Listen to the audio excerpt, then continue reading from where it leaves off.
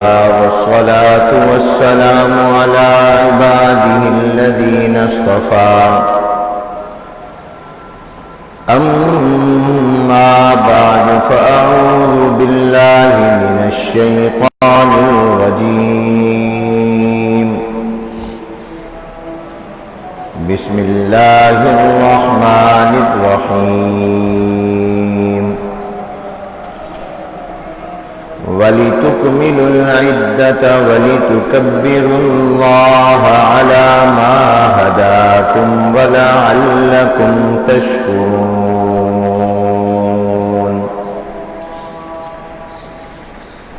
صدق الله العظيم وصدق رسوله النبي الكريم ونحن على ذلك لمن الشاهدين والشاكرين والحمد لله رب العالمين اللهم صل على محمد وعلى آل محمد كما صليت على إبراهيم وعلى آل إبراهيم إنك حميد مجيد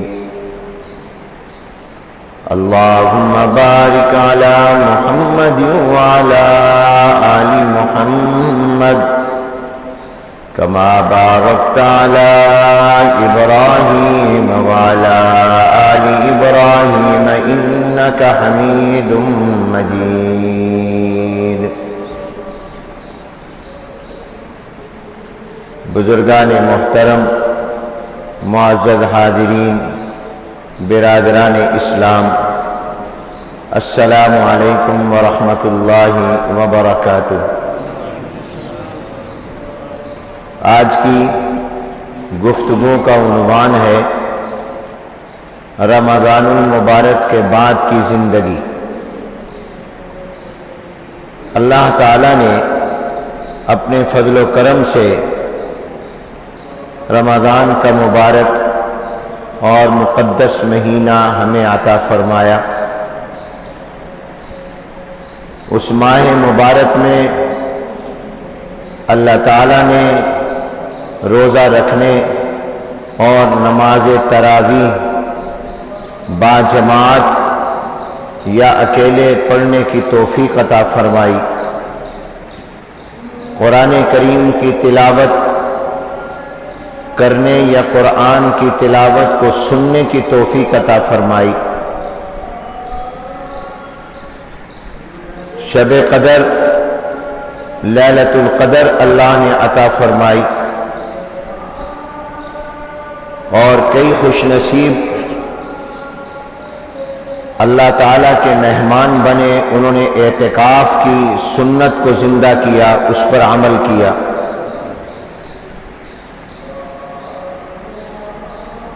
رمضان مبارک میں اللہ نے قرآن کریم کی دولت عطا فرمائی، صدقہ خیرات، ذکر، تسبیحات، اور بہت سے مسلمانوں کو اللہ نے 5 وقت کی نماز باجماعت پابندی کے ساتھ مسجد میں ادا کرنے کی توفیق عطا فرمائی۔ ان تمام عبادات کے ادائیگی پر بطور انعام پروردگار عالم نے عید کا دن عطا فرمایا۔ عید دراصل رمضان کے درخت کا پھل ہے، اس لیے اہل علم نے فرمایا کہ عید کی خوشی منانے کا حق اسی کو ہے جس نے رمضان کے روزے رکھے ہوں، اس لیے کہ جس کے پاس رمضان کا درخت ہوگا وہی حقدار ہے اس کا پھل کھانے کا، کیونکہ عید یہ رمضان کے درخت کا پھل ہے۔ تو اگر آپ کے پاس درخت ہی نہیں ہے تو آپ کو اس پھل کا حق ہی نہیں ہے۔ یہ ثمرہ ہے، نتیجہ ہے رمضان کے عبادتوں کا۔ تو اللہ تبارک و تعالی نے رمضان کے انعام کے طور پر عید عطا فرمائی، اور پھر عید کے دن اللہ نے ہماری بخشش کا اور مغفرت کا اعلان کیا، ہمارے گناہوں کو، غلطیوں کو نیکیوں میں تبدیل کرنے کا اعلان کیا، اور اس اعلان پر اللہ نے قسمیں کھائیں کہ مجھے اپنی عزت کی قسم، مجھے اپنے جلال کی قسم، مجھے اپنی عظمت شان کی قسم، میں نے تمہیں معاف کر دیا۔ اور پھر اللہ نے اس پر فرشتوں کو، ملائکہ کو گواہ بنایا۔ یہ تمام وہ نعمتیں جو اللہ نے ہمیں عطا کی، اور یہ بات بھی یاد ہوگی جب میں نے عید الفطر کے دن عرض کی تھی کہ پروردگار عالم نے اپنی شان رحمت سے ہماری ان عبادات کو قبول کر لیا جو اس لائق نہیں تھی کہ قبول ہوں، کیونکہ وہ ہماری عبادتیں اللہ کی شایان شان نہیں تھی۔ لیکن قرآن کریم میں بھی آپ غور کریں کہ اللہ نے فرمایا بس تم رمضان کی گنتی پوری کر لو۔ کیا الفاظ فرمائے، ذرا غور کیجئے۔ بسم اللہ الرحمن الرحیم، شہر رمضان الذی انزل فیہ القرآن ھدی للناس وبینات من الہدی والفرقان فمن شہد منکم الشہر فلیصمہ ومن كان مريضا أو على سفر فعدة من أيام أخر يريد الله بكم اليسر ولا يريد بكم العسر۔ یہاں تک اللہ نے رمضان کا تذکرہ کیا، وہ مہینہ ہے جس میں قرآن عطا کیا، اور تم اس پہ روزے رکھو، اور اللہ کا مقصد تمہیں کسی پریشانی، مشکل اور مشقت میں ڈالنا نہیں، آسانی میں ڈالنا ہے۔ علماء لکھتے ہیں کہ اگر روزہ رکھنا مشکل ہوتا تو کبھی اللہ اس کا حکم نہ دیتے، کیونکہ اللہ فرما رہے میں آسانی چاہتا ہوں، مشکل نہیں چاہتا۔ اور آگے فرمایا تم کیا کرو، وَلِتُكْمِلُوا الْعِدَّةَ، گنتی پوری کر لو، گنتی پوری کر لو، یعنی رمضان 29 کا ہے، 29 روزے رکھ لو، اگر 30 کا ہے تو 30 کی گنتی پوری کر لو، 30 ڈیز، 30 دن کی گنتی بس پوری کر لو۔ میں یہ مطالبہ نہیں کرتا کہ تم ایسے کرو، ایسے کرو، ایسے کرو، بس تم اگر ظاہراً صورتاً بھی روزے رکھ کر گنتی پوری کر لو گے، میں اللہ اپنی رحمت سے تمہاری اس گنتی کو قبول کر کر اس صورت کو حقیقت بنا دوں گا۔ فرمایا وَلِتُكْمِلُوا، گنتی پوری کر لو، وَلِتُكَبِّرُوا اللَّهَ عَلَى مَا هَدَاكُمْ، اللہ کی بڑائی بیان کرو، اور اس لیے رمضان دیا تاکہ تم شکر ادا کرو۔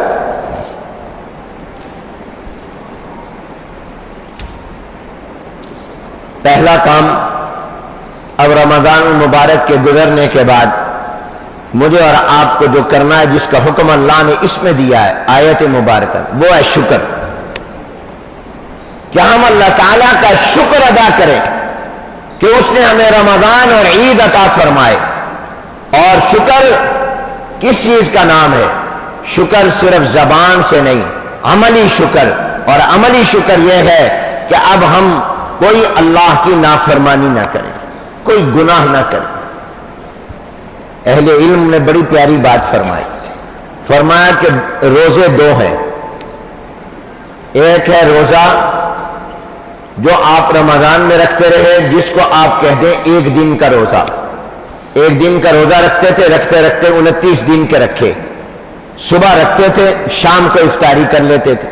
ایک ہے یہ روزہ، ایک روزہ ہے پوری زندگی کا روزہ، جو تو یومیہ روزہ تھا، ڈیلی کا روزہ تھا، ایک دن کا روزہ تھا، وہ تو اب ختم ہو گیا، وہ تو رمضان ختم ہوا تو وہ بھی ختم ہو گیا، وہ ہے 29 دن یا 30 دن، اور وہ روزہ صبح شروع ہوتا تھا غروب آفتاب تک۔ اور ایک ہے زندگی کا روزہ، اور زندگی کا روزہ اس وقت ختم ہوگا جب انسان کے جسم سے جان نکلے گی۔ روز کا روزہ نام ہے کھانے پینے اور بیوی کے قریب جانے سے رکنے کا، اس کو چھوڑنے کا، یہ روزانہ کے روزے کا نام ہے، یہ روزانہ کے روزے کی حقیقت ہے، اور زندگی اور عمر بھر کا روزہ نام ہے گناہ سے رکنے کا۔ جو روزے ہم نے رکھے اس میں 3 کام نہیں کرنے تھے، کھانا نہیں تھا، پینا نہیں تھا، اور دن کے وقت میں نکاح کے جائز تقاضے اور جسم کی خواہش کو پورا نہیں کرنا تھا۔ یہ 3 چیزوں کا نام تھا۔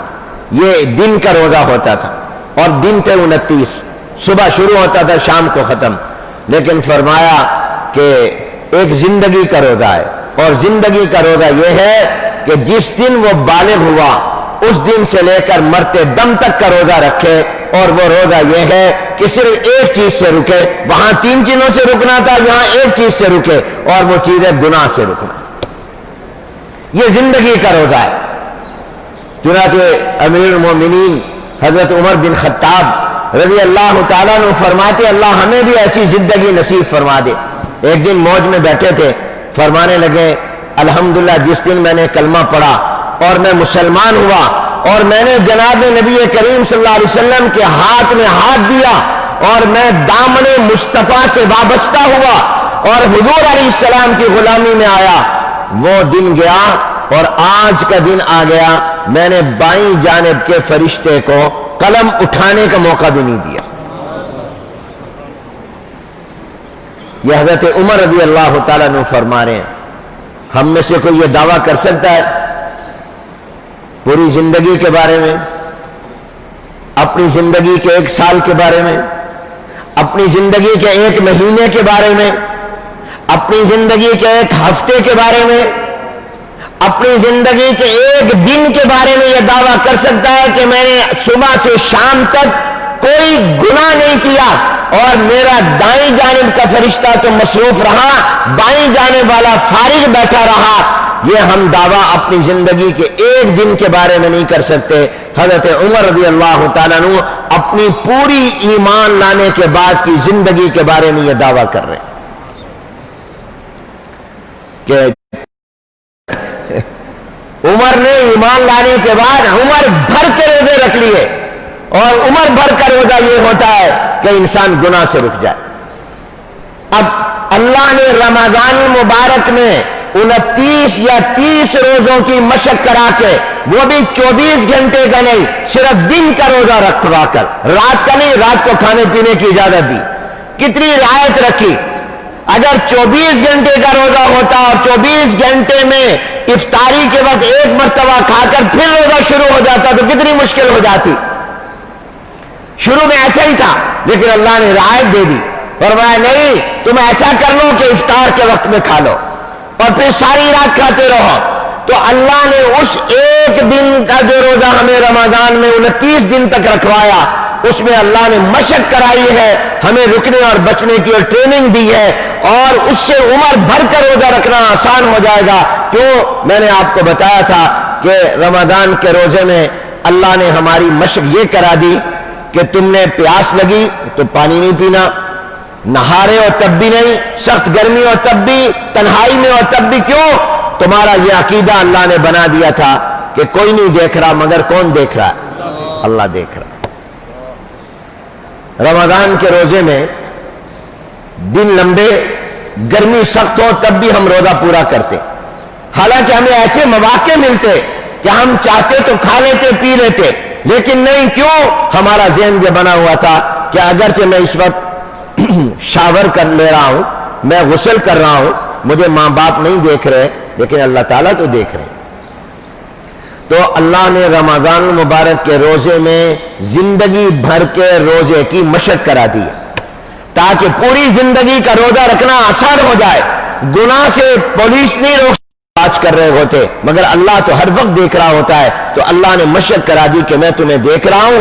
اس لیے میرے دوستو، رمضان کے بعد کی زندگی میں سب سے پہلی چیز شکر، اور شکر حقیقی یہ ہے کہ ہم گناہ نہ کریں اور اپنی زندگی پوری کا روزہ رکھ لیں، اور پوری زندگی کا روزہ گناہ چھوڑنے کا نام ہے، اور اللہ نے اس کے لیے ہماری تربیت اور ٹریننگ رمضان میں کرا دی کہ گناہ سے رکنا چاہتے ہو تو اس کا طریقہ یہ ہے کہ تمہارا یہ عقیدہ ہر وقت سامنے رہے کہ میرا اللہ مجھے دیکھ رہا ہے۔ گاہک آیا، دکان پر اس نے آ کر آپ سے کہا کہ مجھے آپ بتا دیں یہ چیز نمبر 1 ہے، تو میں اگر جواب میں اس کو یہ کہہ دوں کہ یہ نمبر 1 ہے اور نمبر 2، تو اگرچہ کوئی اور تو نہیں اس کو جانتا، اللہ تو جانتا ہے کہ میں جھوٹ بول رہا ہوں۔ تو رمضان میں یہ مشق ہو گئی ہے کہ اللہ دیکھ رہا ہے۔ گویا پوری زندگی کا روزہ رکھنا آسان ہے اگر انسان اپنے اس عقیدے کو پیش نظر رکھے کہ میرا اللہ مجھے دیکھ رہا ہے۔ عید والے دن اللہ نے مجھے اور آپ کو گناہوں سے دھو کر صاف کر کے بھیجا، اعلان کیا ہماری مغفرت کا۔ تو آپ بتائیے، پہلے تو ہم دھلے ہوئے نہیں تھے، عید والے دن ہم دھل گئے، اور جب آدمی دھلا ہوا کپڑا پاک اور صاف پہن لیتا ہے تو پھر زیادہ اس کو خیال ہوتا ہے کہ اب اس پر کوئی داغ اور دھبا نہ لگے، اس لیے کہ میرا اب سفید کپڑا میلا ہو جائے گا۔ میلا کپڑا مزید میلا ہو جائے کوئی پتہ نہیں چلتا، اس کے اوپر داغ لگتے رہے پتہ نہیں چلتا، لیکن جب میلے کپڑے کو دھو لیا جائے اور اگر وہ سفید کر دیا جائے اور بالکل سفید کپڑا ہو، پھر اس پر داغ اور دھبا بڑی جلدی نظر آتا ہے، اور آدمی کی کوشش ہوتی ہے کہ میرے سفید کپڑے سفید رہے، اس پر داغ نہ لگے۔ تو اللہ نے عید کے دن مجھے اور آپ کو دھو کر بھیجا، اللہ نے مجھے اور آپ کو سفید کر کے بھیجا، اللہ نے مجھے اور آپ کو پاک اور صاف کر کے بھیجا۔ اب یہ ہماری ذمہ داری ہے کہ ہم اپنے سفید بدن پر کوئی گناہ کا داغ اور دھبا نہ لگنے دیں۔ اللہ نے ہمارا دل صاف کر دیا، اب ہم اس پر داغ اور دھبا نہ لگنے دیں۔ رمضان مجھے اور آپ کو ملا کہ نہیں ملا؟ یہ بڑی آسان نشانی ہے، اپنی زندگی میں دیکھ لو کہ انقلاب اور تبدیلی آئی۔ زندگی تبدیلیوں کا نام ہے، اور یاد رکھیں انسان تبدیل ہوتا رہتا ہے، اور ہر دن انسان تبدیل ہوتا ہے۔ آپ دیکھیے، میں اور آپ جب پیدا ہوئے تو ہر دن میں ہم تبدیل ہو رہے ہیں کہ نہیں ہو رہے؟ ہمارا قد تبدیل ہو رہا ہے، ہر دن میں ہمارا شعور، ہماری عقل، ہماری فہم، ہماری سماعت، ہمارا دیکھنا، ہمارا علم، ہمارا نالج تبدیل ہو رہا ہے۔ جو جو ہم بڑے ہوتے جاتے رہتے ہیں ہمارے اندر ہر دن تبدیلی آتی ہے، ہر لمحہ تبدیلی آتی ہے۔ اب بھی میں اور آپ تبدیل ہو رہے ہیں۔ جو جذبات اور خیالات آج سے 1 سال پہلے ہمارے تھے، آج 1 سال بعد وہ نہیں ہے، جو آج ہے وہ 1 سال بعد نہیں ہوں گے، 1 دن کے بعد نہیں ہوں گے۔ زندگی تبدیلیوں کا نام ہے۔ اب تبدیلی اچھی بھی ہو سکتی ہے اور بری بھی ہو سکتی ہے۔ میرا اور آپ کا امتحان یہ ہے کہ میں اپنی زندگی کو اچھائیوں کی تبدیلیوں کا بناتا ہوں یا برائی کی تبدیلیوں کا بناتا ہوں۔ رمضان ملا کہ نہیں ملا؟ اس کا آسان نسخہ اور علامت جانچنے کی یہ ہے کہ یہ دیکھ لو کہ آپ کی زندگی میں تبدیلی آ گئی ہے کہ نہیں۔ رمضان سے پہلے کیا تھے، رمضان کے بعد کیا تھے؟ صرف حج کر کے آ جانے والے کو یہ تبدیلی پر نظر نہیں رکھنی چاہیے کہ پہلے لوگ مجھے حاجی نہیں کہتے تھے، اب مجھے حاجی کہتے ہیں، میرے نام کے ساتھ لفظ حاجی لگ گیا۔ یہ تبدیلی نہیں ہے، اصل تبدیلی یہ ہے کہ حج سے پہلے بے نمازی تھا، حج کے بعد نمازی بن گیا۔ حج سے پہلے گناہ کرتا تھا، حج کے بعد اب گناہ نہیں کرتا۔ حج سے پہلے لوگوں کے حقوق چھینتا تھا، اب لوگوں کے حقوق جا کے دروازوں پر ادا کر رہا ہے۔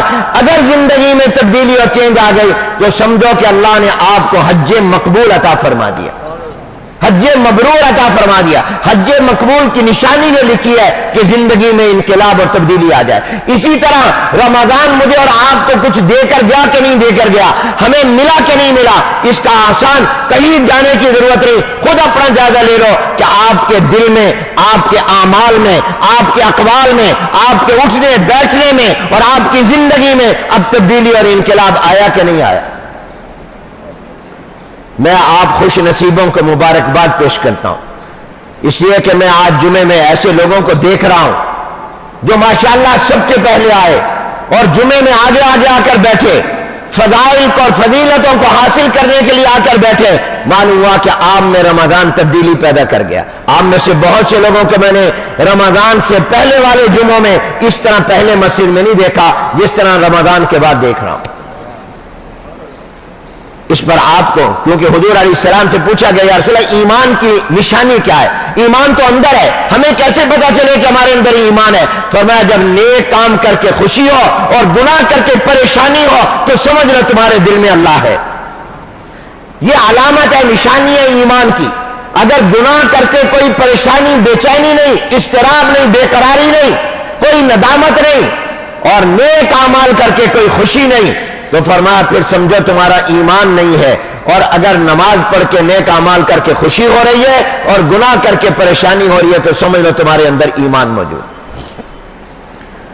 تو میں نے جو بات عرض کی کہ اللہ تعالیٰ کا ہمیں شکر ادا کرنا چاہیے، اور شکر حقیقی ہونا چاہیے، زبانی نہیں، اور شکر حقیقی یہ ہے کہ ہم گناہ کو چھوڑ دیں۔ اور ہمارا روزہ رمضان والا تو ختم ہو گیا، مگر زندگی بھر کا روزہ جاری ہے، اور زندگی بھر کا روزہ نام ہے گناہ سے بچنے کا، اور یہ مشکل نہیں، اس کے لیے اللہ نے مشق رمضان میں کرا دی، کیونکہ روزہ گناہ سے بچاتا اللہ کا ڈر ہے، اور اللہ نے رمضان میں یہ پیدا کر دیا تھا کہ اللہ دیکھ رہا ہے۔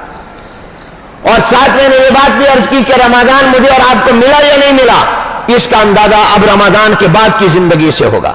اگر آپ 5 وقت کی نماز پڑھتے رہے، آپ اگر قرآن پڑھتے رہے، صدقہ خیرات کرتے رہے، آپ جمعوں کا اہتمام کرتے رہے اور گناہ سے رکتے رہے، اللہ سے ڈرتے رہے، تو آپ سمجھیں کہ رمضان آپ کو اللہ نے عطا کر دیا، رمضان آپ کو مل گیا، آپ کی زندگی میں اچھی تبدیلی لے آیا۔ زندگی تبدیلیوں کا نام تو ہے ہی، مگر وہ تبدیلیاں اچھی ہیں جو زندگی کو بہتر بنا دیں۔ موت کا کوئی پتہ نہیں کب آ جائے، اس لحاظ سے اپنے، اور پھر حضور علیہ السلام نے فرمایا کہ سب سے بہترین نیکی کون سی ہے؟ فرمایا سب سے بہترین نیکی وہ ہے جو ہمیشہ ہو، جو پوری زندگی ہو۔ اگر ایک آدمی ایک رات کو پوری رات مصلی پر کھڑا رہا، قرآن پڑھ رہا ہے، اور اگلی رات میں فجر کی نماز بھی نہیں پڑھی، عشاء کی نماز بھی نہیں پڑھی، وہ اللہ کو پسند نہیں ہے۔ رات کو سو جائے، فرض نماز پڑھ لے، فرمایا یہ اور ہمیشہ پڑھے، یہ اللہ کو زیادہ محبوب ہے، یہ زیادہ قبول ہے۔ وہ نیکی جو ہمیشہ آدمی کرے، دوام جس پر ہو، وہ سب سے زیادہ اللہ کو محبوب اور پسند ہے۔ بعض لوگ یہ سمجھتے ہیں، اس لیے نیک اعمال میں سست ہو جاتے ہیں کہ رمضان میں تو لوٹ سیل لگی ہوئی تھی، خاص طور پر تاجر آدمی، بزنس مین جس کی نظر پرافٹ پر ہوتی ہے، وہ یہ سوچتا ہے کہ اب تو مولانا ہم تو تاجر لوگ ہیں، بزنس مین ہیں، ہم تو پرافٹ کو دیکھتے ہیں۔ رمضان میں تو ایک نفل پر فرض کا ثواب ملتا تھا، اور فرض پر 70 کا ثواب ملتا تھا۔ ایک نماز پڑھو تو اس پر 70 نمازوں کا ثواب ملتا تھا، گویا اس نے ایک فجر کی نماز نہیں پڑھی، 70 پڑھی ہے۔ ایک روزہ نہیں رکھا، 70 روزے رکھے ہیں، اور نفل پر فرض کا ثواب ملتا تھا۔ اور رمضان گیا تو اب تو یہ ثواب نہیں ہے، جب یہ ثواب نہیں ہے تو پھر اب پرافٹ کم ہے، جب پرافٹ زیادہ ہوگا تو پھر کریں گے۔ تو میرے دوستو یہ بات یاد رکھو کہ رمضان کا مہینہ ختم ہوا ہے، اللہ کی رحمت ختم نہیں ہوئی۔ رمضان ختم ہوا ہے اللہ کی، اور اس کے رحمت کے خزانے میں کوئی کمی بھی نہیں آئی۔ حضور علیہ السلام نے مثال دے کر فرمایا علم کے حوالے سے، وہی رحمت کا ہے کہ اگر کوئی آدمی اپنی چھوٹی انگلی، یہ حدیث میں حضور علیہ السلام نے تشبیہ دی، فرمایا چھوٹی انگلی سمندر میں ڈالے، سمندر، کراچی کا سمندر دماغ میں لے آؤ، دنیا کے سمندر جو تم نے دیکھے ہوں وہ سوچ لو، فرمایا اپنی چھوٹی انگلی سمندر میں ڈالے، اور سمندر میں ڈالنے کے بعد نکالے تو اب دیکھے کہ کتنا پانی اس کی اس انگلی پر لگا، اور اس کی انگلی نے سمندر کے پانی میں کتنی کمی کی ہے۔ آپ بتائیے، آپ نے جب انگلی لگا کر سمندر سے نکالی تو سمندر کے پانی میں کوئی کمی آئی؟ کتنا کا پانی آپ نے لے لیا؟ پھر بھی چلو تھوڑا سا تو لیا نا۔ فرمایا جتنا اس انگلی نے سمندر کے پانی میں کمی کی ہے، اللہ کی رحمت میں اتنی کمی بھی نہیں ہے، اور تمہارا علم اللہ کے علم کے مقابلے میں اتنا بھی نہیں ہے۔ اس سے تو پھر بھی کچھ کمی کی ہے اس نے نہیں، تو اللہ کی رحمت کم نہیں ہوئی، اللہ کی رحمت کے خزانے اسی طرح پر ہے۔ وہ رحمان رحیم جو رمضان میں دیتا تھا 1 پر 70، وہ اب اس سے زیادہ دینے پر قادر ہے۔ اس کا خزانہ کو دنیا کے بادشاہوں کی طرح تھوڑی ہے۔ آپ کو یاد ہوگا میں نے سنایا تھا، ایک بادشاہ جا رہا تھا، پہلے زمانے کے بادشاہ جب اپنے ملکوں کے معائنے پر، علاقوں کے سفر پر روانہ ہوتے تھے تو ساتھ پیسہ، اشرفیاں، دراہم و دینار لے کر جاتے تھے، ضرورت مند کی مدد کریں گے۔ کسی نے کوئی اچھا شعر سنا دیا، اچھی بات سنا دی، اس کو انعام دیں گے۔ تو بادشاہ جا رہا ہے، وزیر خزانہ بھی ساتھ ہے اور خزانہ بھی ساتھ ہے۔ وہ لٹاتے تھے، یہ لوٹتے ہیں۔ ابھی آپ کے سامنے چینی کا اسکینڈل آیا ہوا ہے، بڑے بڑے لوگ اس میں ملوث ہیں، نام جو آ رہے ہیں وہ وزیر اعظم سے نیچے تک کے آ رہے ہیں، سب اس میں اس حمام میں سب ننگے ہیں، کرپشن میں ڈوبے ہوئے ہیں، اور ان کو یہ خیال بھی نہیں آتا کہ کیا یہ پیسہ میں اپنے ساتھ قبر میں لے جاؤں گا؟ کیا کوئی پہلے پیسہ قبر میں لے گیا؟ تو وہ بادشاہ وہ لٹاتے تھے، یہ لوٹتے ہیں، یہ فرق ہے اس دور کے بادشاہوں کا۔ جا رہا بادشاہ ایک بوڑھے کو دیکھا، وہ بوڑھا جناب ہل چلا کر زمین کو ٹھیک کر کے بیج ڈالنے لگا، بادشاہ کی نظر پڑی تو اپنی سواری روک لی اور اپنی سواری سے نیچے اترا اور اس بوڑھے سے کہا، بڑے میاں یہ جو کام آپ کر رہے ہیں، جب تک آپ کی زمین میں پیداوار ہوگی، یہ باغ بڑا ہو کر پھلدار بنے گا، آپ تو دنیا میں نہیں ہوں گے، تو ایسی محنت کرنے کی کیا ضرورت ہے جس کا پھل تمہیں ملنے کی امید نہ ہو، اس لیے کہ تمہارے پاؤں تو قبر میں ہے، تم تو بہت بوڑھے ہو گئے اور تمہاری اب زندگی چند روزہ ہوگی۔ وہ بابے بھی بڑے سمجھدار ہوتے ہیں۔ میں کہا کرتا ہوں کہ جوانوں، بوڑھوں کے تجربوں سے فائدہ اٹھایا کرو۔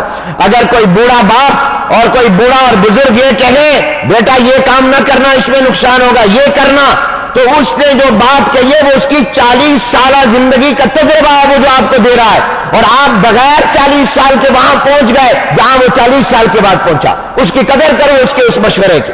وہ اگر کہے یہ کاروبار نہ کرو، اس طرح نہ کرنا، یہ کاروبار کر لو، یہ نہ کرو، تو اس کے تجربے سے فائدہ اٹھاؤ۔ تجربہ یہ علم سے بھی زیادہ قیمتی ہے۔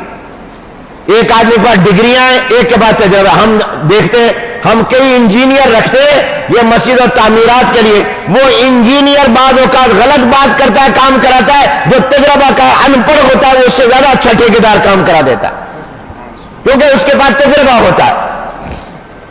تو بوڑھوں کے تجربے کو اس بابے نے کہا، بابا بڑا سمجھدار تھا، تجربہ کار تھا، اس نے بادشاہ کی طرف دیکھ کر کہا، واہ بادشاہ، جو تیرا ذہن اور تصور اور نظریہ ہے، اگر یہی نظریہ سب کا ہو جائے تو پھر تو دنیا میں کوئی چیز وجود میں ہی نہ آئے۔ جو فیکٹری لگا رہا ہے، کارخانہ لگا رہا ہے، دکان لگا رہا ہے، اس کے پاس زندگی کی ضمانت ہے کہ جب تک اس فیکٹری کی پیداوار آئے گی میں زندہ ہوں گا۔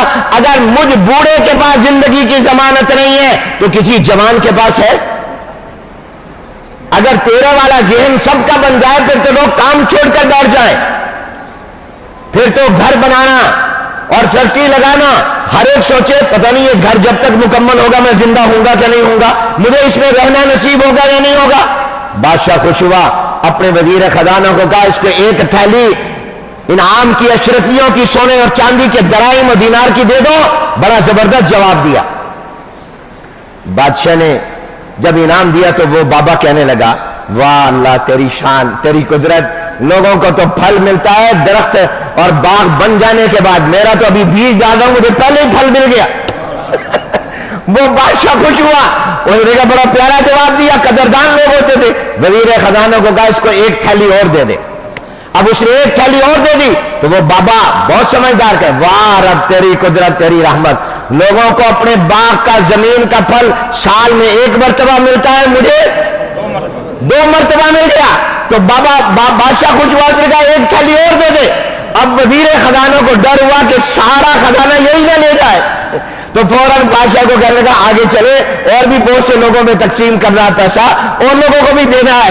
تو بادشاہ کے خزانے کے ختم ہونے کا تو ڈر ہو سکتا ہے، اللہ کے خزانے میں ختم کیا ہونا، کمی بھی نہیں آ سکتی۔ اسی لیے حضور علیہ السلام نے فرمایا، اور میں سوچتا ہوں یہ اس لیے فرمایا تاکہ یہ ذہن نہ بنے کہ رمضان گیا تو رحمت ختم، اعمال کی فضیلت ختم، اب ثواب کم، انویسٹمنٹ کرنے کا فائدہ نہیں، پرافٹ تھوڑا۔ اسی لیے حضور نے فرمایا جو رمضان المبارک کے بعد اس شوال کے مہینے میں 6 روزے رکھ لے گا، 6 روزے، اور وہ روز ضروری نہیں کہ لگاتار رکھے، اکٹھے رکھے، ایک آج رکھا، ایک 2 دن کے بعد، 3 دن کے بعد، اور بھلے ان روزوں میں اپنے قضا روزوں کی نیت کر لو۔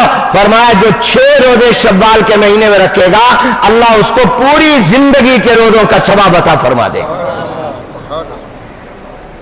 یہ سرور کائنات صلی اللہ علیہ وسلم نے فرمایا۔ اب رمضان کا ایک روزہ 70 روزوں کے برابر ہے، اور شوال کے 6 روزے پوری زندگی کے روزے کے برابر ہیں۔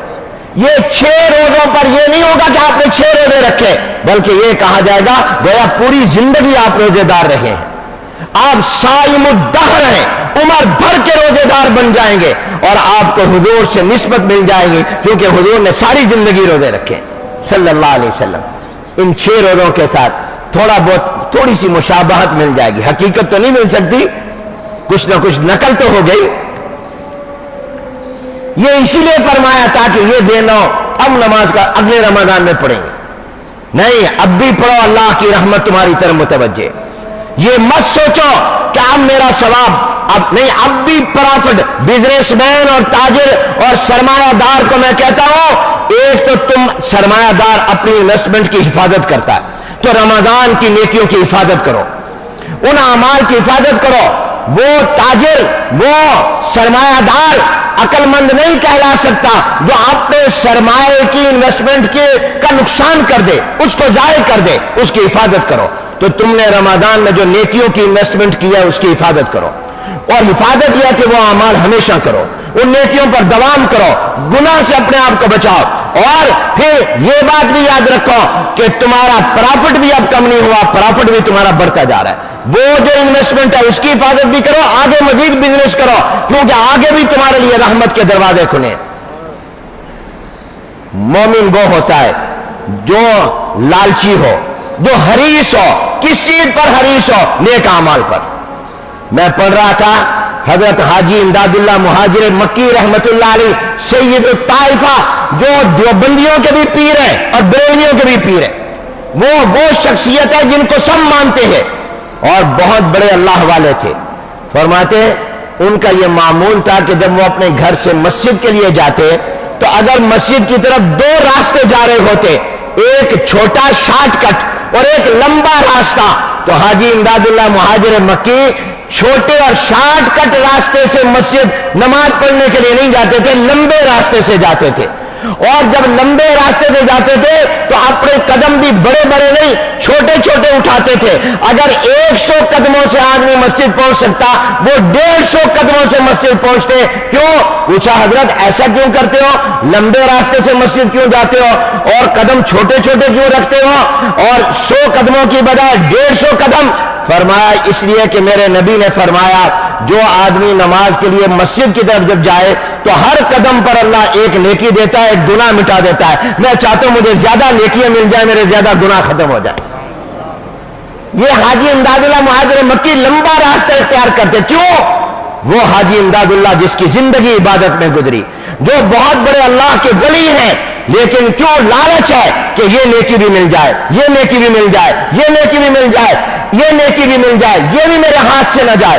امام ابو داؤد رحمت اللہ علیہ کا واقعہ سنا کر ختم کرتا ہوں۔ سمندر کے کنارے کھڑے تھے، سمندر میں ساحل سے ذرا دور، کیونکہ کنارے پر پانی کم ہوتا ہے، ایک بہت بڑا بحری جہاز سمندر کے اندر کھڑا تھا، ذرا ساحل سے فاصلے پر، کیونکہ وہاں پانی گہرا تھا، یہاں پانی کم ہے، وہاں وہ سمندر میں بحری جہاز کھڑا۔ امام ابو داؤد کنارے پر کھڑے، سمندر میں کھڑے جہاز میں ایک آدمی کو چھینک آئی اور اس نے بہت اونچی آواز سے کہا الحمدللہ۔ جب کسی کو چھینک آئے تو اس کو کیا کہنا چاہیے؟ اور سننے والے کو کیا کہنا چاہیے؟ یرحمک اللہ، یہ کہنا چاہیے۔ اب امام ابو داؤد رحمت اللہ علیہ نے اس کی الحمدللہ سنی اور سوچا اس نے بڑی اونچی آواز سے کہہ کر مجھے سنائی ہے، میں یہاں کھڑے کھڑے اگر یرحمک اللہ کہہ دوں گا یہ میرا جواب نہیں سنے گا اور سمجھے گا کسی نے جواب نہیں دیا۔ تو امام ابو داؤد، حالانکہ امام ابو داؤد پر یہ فرض نہیں تھا، یہ واجب نہیں تھا کہ وہ یہ کام کرتے جو انہوں نے آگے کیا، وہی کھڑے کھڑے کہہ دیتے یرحمک اللہ، حضور کے حکم پر عمل ہو جاتا، فرمان پر عمل ہو جاتا۔ مگر وہاں ایک کشتی والے سے کہا یار مجھے اس جہاز کے پاس لے جا۔ اس نے کہا میں 3 درم لوں گا، درم سکہ اس زمانے میں چاندی کا ہوتا تھا، 3 درم لوں گا۔ امام ابو داؤد نے کہا لے لینا، مجھے وہاں تک لے جاؤ۔ اس نے کہا بیٹھ جاؤ کشتی میں۔ امام ابو داؤد کشتی میں بیٹھ گئے، اس کو 3 درم دیے اور وہاں جہاز میں پہنچ کر اونچی آواز سے کہا یرحمک اللہ۔ آواز آئی، آواز والا نظر تو نہیں آیا کیونکہ فرشتے مجھے اور آپ کو نظر نہیں آتے ہیں۔ آواز آئی کہ امام ابو داؤد تو نے 3 درم کے بدلے میں جنت خرید لی، تو نے اتنے درہم کے بدلے میں وہ امام ابو داؤد رحمۃ اللہ علیہ جن کی ساری زندگی علم حدیث کی خدمت میں گزری، جنہوں نے اپنے قلم سے نامعلوم حضور علیہ السلام کی کتنی حدیثیں لکھی، جن کے سینے میں حضور کی کتنی احادیث تھی، ان کی کتاب ابو داؤد شریف حدیث کی وہ معتبر اور عام کتاب ہے جو تمام دینی مدارس کے آخری سال میں پڑھائی جاتی ہے، اس کو پڑھے بغیر کوئی مولوی نہیں بنتا، عالم نہیں بنتا، جیسے بخاری اور ترمذی اور مسلم پڑھائی جاتی ہے، یہ ابو داؤد شریف بھی ہمارے تمام مدارس میں پڑھائی جاتی ہے۔ یہ امام ابو داؤد جس کی زندگی عبادت میں اور علم میں گزری، کسی کام پر یہ آواز نہیں آئی کہ تو نے جنت خرید لی، اس چھوٹے سے کام پر آواز آ گئی تو نے 3 درہم کے بدلے میں جنت خرید لی۔ پتہ نہیں کس اخلاص کے ساتھ، کس نیت کے ساتھ، اعلیٰ نیت کے ساتھ انہوں نے یہ کام کیا، تو معلوم ہوا یہ حریص ہوتے تھے یہ نیکی بھی کر لو۔ امام ابو داؤد نے یہ نہیں سوچا کہ میں تو بڑا نیک ہوں، میں تو تہجد بھی پڑھتا ہوں، حدیثیں دن رات پڑھاتا ہوں، میرے شاگرد ہیں ہزاروں لاکھوں، نہیں وہ نیکیاں میں کرتا ہوں، یہ نیکی بھی مجھے مل جائے، یہ نیکی بھی مجھے مل جائے۔ یہ حریص ہوتے تھے، لالچی ہوتے تھے۔ تو میرے دوستوں اور بھائیوں، مومن وہ ہوتا ہے جس کے اندر نیک اعمال کی حرص ہو کہ میں ہر نیک کام کر لوں۔ اس لیے اللہ جس کو توفیق دے وہ اس ماہ شوال میں 6 روزے رکھے اور ان 6 روزوں پر وہ پوری زندگی کے روزوں کا ثواب لے، اور رمضان کی نیکیوں کی حفاظت کرو، ان اعمال پر دوام کرو، ان کو ضائع نہ ہونے دو، اور جو معمول رمضان میں بنا تھا، قرآن پڑھتے تھے اب بھی پڑھا کرو، ذکر کرتے تھے اب بھی بھلے تھوڑا کر دو لیکن پڑھا کرو، 5 وقت کی نماز بالکل نہ چھوڑو، با جماعت نماز پڑھو۔ آپ کے سامنے حالات ہیں، کرونا سے نکلے نہیں تھے اور یہ ٹڈی دل کا عذاب آ گیا، کھیت کے کھیت ویران ہو گئے، اور عن قریب کہتے ہیں ایران سے اس کا ایک بہت بڑا لشکر پاکستان میں آنے والے دنوں میں داخل ہونے والا۔ یہ اللہ کی ناراضگی ہے۔ اپنی مسجدوں کو آباد کرو، اپنے دلوں کو آباد کرو، اپنے زندگیوں کو نیک اعمال اور ایمان سے آباد کرو۔ کوئی پتہ نہیں ہے، ابھی میں آپ کی طرف آ رہا تھا، میں نے اپنا موبائل آن کیا، ہمارے ایک بریلوی عالم ہمارے دوست تھے، بہت اچھے دوست تھے، بہت پیارے آدمی تھے، وہ ہمارے ساتھ اسلامی نظریاتی کونسل میں ممبر تھے، پنجاب قرآن بورڈ کے چیئرمین تھے، اور تنظیم المدارس جو بریلوی حضرات کے مدارس کی تنظیم اس کے ناظم امتحانات تھے، ہمارے ساتھ ان کی 25-30 سال سے رفاقت تھی، دوستانہ تھا، ہم اکٹھے کئی کاموں میں، دینی کاموں میں اکٹھے ہوتے تھے۔ ابھی میں نے موبائل کھولا، اچھے والے تندرست، چند دن پہلے وزیر اعظم سے ہمارے ساتھ ملاقات میں تھے، صدر کی ملاقات میں تھے، کونسل کے اجلاس میں رمضان میں تھے، کوئی بیماری نہیں تھی۔ ابھی میں نے فون کھولا تو پتہ چلا کہ وہ فوت ہو گئے۔